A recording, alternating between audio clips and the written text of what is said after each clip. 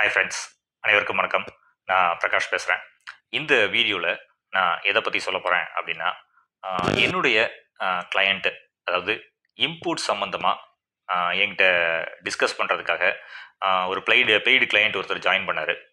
அவர் என்ன அப்படின்னா, சைனாலேருந்து குட்ஸை இம்போர்ட் பண்ணுறதுக்காக என்கிட்ட ஜாயின் பண்ண ஒரு பெய்டு கிளையண்ட்டு.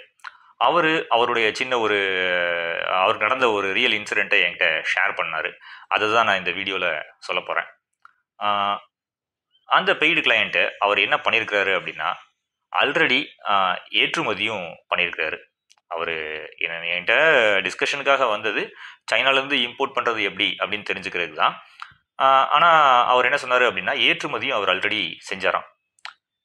எந்த கண்ட்ரிக்கு பண்ணியிருக்கிறாரு அப்படின்னா, ஸ்ரீலங்காவுக்கு பண்ணியிருக்கிறாரு. ஸ்ரீலங்காவுக்கு ஒரு பெரிஷபிள் ப்ராடக்ட் அவர் பண்ணியிருக்கிறாரு. அந்த ஒரு பையரை, அந்த ஸ்ரீலங்கன் பையரை அவர் நேரடியாக மீட் பண்ணியிருக்காரு. அதாவது ஸ்ரீலங்காவுக்கே நேரடியாக போய் அவரை மீட் பண்ணி தான் அவர் அந்த ஆர்டரை எடுத்திருக்காரு. தென் பார்த்தீங்கன்னா, ஒரு 4 ஷிப்மெண்ட்ஸ் அவருக்கு கரெக்டாக பேமெண்ட் வந்துச்சான். 4 ஷிப்மெண்ட்டுக்கு கரெக்டாக பேமெண்ட் வந்திருக்குது. அடுத்தது 5வது ஷிப்மெண்ட்டு பண்ணும்போது அவர் குட்ஸை அனுப்பியிருக்கிறாரு. ஆனால் பேமெண்ட் எதுவுமே வரலை. அதுக்கப்புறம் அந்த நபரை கான்டாக்டும் பண்ண முடியல. அண்ட் தென் ஸ்ரீலங்காவில் அவருக்கு தெரிஞ்ச ஒரு நபரை யூஸ் பண்ணி அவர் அந்த லொக்கேஷனில் அவங்க இருக்கிறாங்களா இல்லையா அப்படின்னு அந்த நபரை போய் பார்த்துட்டு வர சொல்லியிருக்காரு. ஆனால் அந்த இடத்துல அந்த ஆஃபீஸும் இல்லை, அந்த நபரும் இல்லை. அப்புறம் தான் இவருக்கு தெரிய வந்துச்சான், இவர் சீட் பண்ணப்பட்டுட்டாரு அப்படின்ட்டு, ஏமாற்றப்பட்டாரு அப்படின்ட்டு.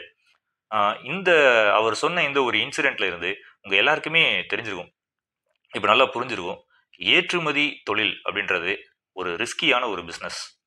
அதுவும் குறிப்பாக பேமெண்ட் விஷயத்தில் ரொம்பவே கவனமாக இருக்கணும். யாரையுமே நம்பக்கூடாது ஏற்றுமதி தொழில் செய்யும்போது. ஏன்னா அந்த பையருங்கிறவர் ஃபாரினில் இருக்கார்.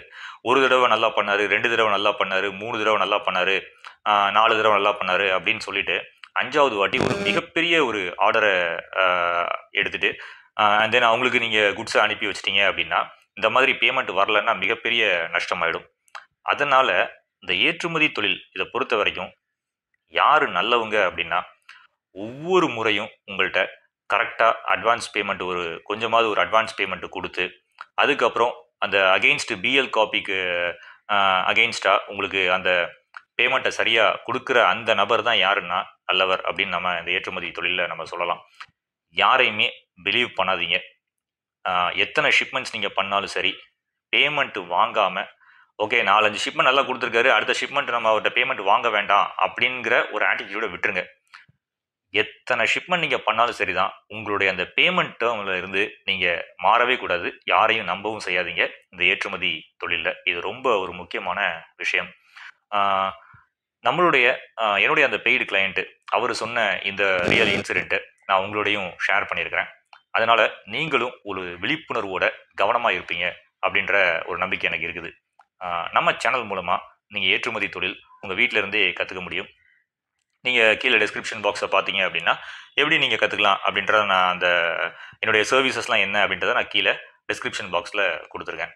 என்னுடைய அடுத்த வீடியோவில் நான் வேறு ஒரு நல்ல பதிவோட உங்களை வந்து சந்திக்கிறேன். அது வரைக்கும் உங்களிடமிருந்து விடைபெறுவது பிரகாஷ். நன்றி, வணக்கம்.